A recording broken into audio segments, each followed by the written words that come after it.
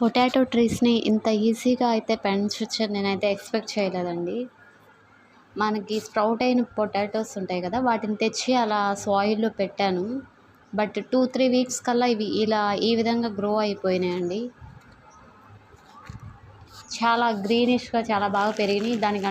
దానికి ఫ్లవర్స్ కూడా వస్తున్నాయి. పక్కన క్లీన్ చేస్తూ ఒక చిన్న మొక్క పీకుదామని చూసేసరికే ఒక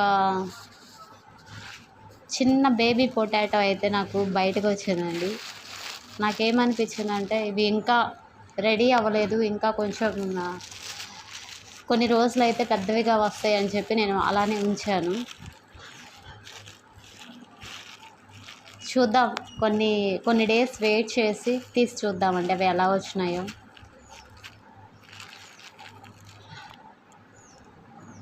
థ్యాంక్ యూ ఫర్ వాచింగ్.